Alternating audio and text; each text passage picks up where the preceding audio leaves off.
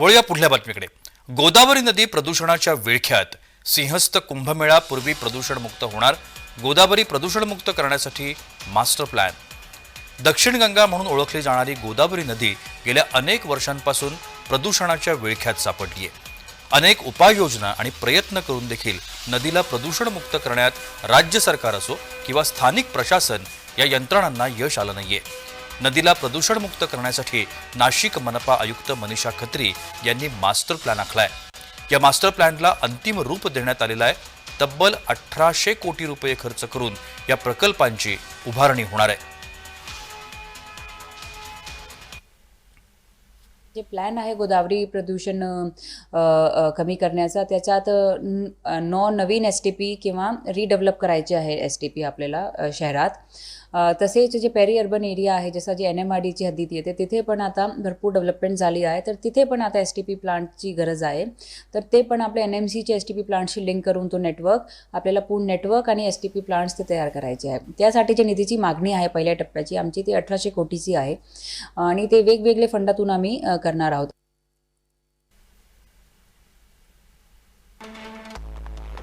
हा master plan काय आहे आपण बघूया। शहरामध्ये एकूण 9 ठिकाणी STP यंत्रणा कार्यान्वित करण्याचा प्लॅन आहे।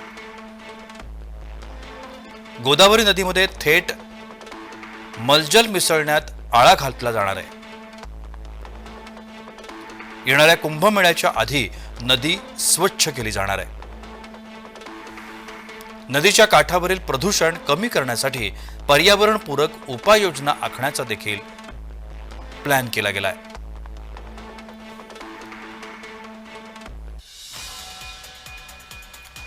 सिंहस्थ कुंभमेळ्याआधी गोदावरी नदीला प्रदूषणमुक्त करण्यासाठी प्रशासनाकडून प्रयत्न केले जात आहेत। हे स्वागतार्ह आहे अशी प्रतिक्रिया नदीच्या प्रदूषण मुद्द्यावर लढा देणारे सामाजिक कार्यकर्त्यांनी आणि राजकीय नेत्यांनी व्यक्त केली आहे।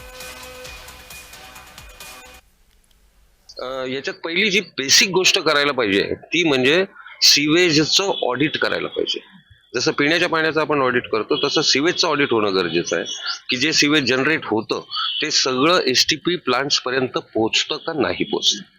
कारण जर जे लिकेजेस आहेत ते जर स्टॉप केले नाही तर STP तर होत राहतील, पाणी STP पर्यंत पोहोचतही राहील, त्याच्यात ट्रीटही होईल नवीन पद्धतीने, अद्ययावत पद्धतीने ट्रीटही होईल।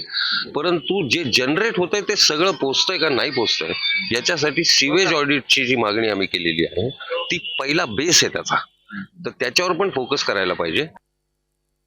दर 12 वर्षांनी या ठिकाणी सिंहस्थ कुंभमेळा होतो, परंतु मागच्या काही कालखंडात जर आपण बघितलं तर ह्या सगळ्या गोष्टीकडे दुर्लक्ष झालेलं होतं। गोदावरी नदीला आजही रसायन मिश्रित पाणी आणि ड्रेनेजचं पाणी त्या ठिकाणी जात आहे आणि हे कुठं तर थांबलं पाहिजे। हा जो काही निर्णय झालाय त्याचं प्रथमतः एक नाशिककर म्हणून मी स्वागत करणार आहे, कारण या ठिकाणी 12 STP प्लांट होत आहे आणि त्यामुळे जर गोदावरी नदी ही प्रदूषण मुक्त होत असेल तर त्याच्यापेक्षा मला वाटतं मोठी काही अचीवमेंट या नाशिक शहराला।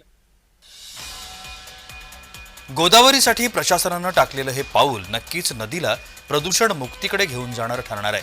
त्यामुळे गोदामाई मोकळा श्वास घेणार का असा प्रश्न आता विचारला जातो। किरण गोटूर, जय महाराष्ट्र।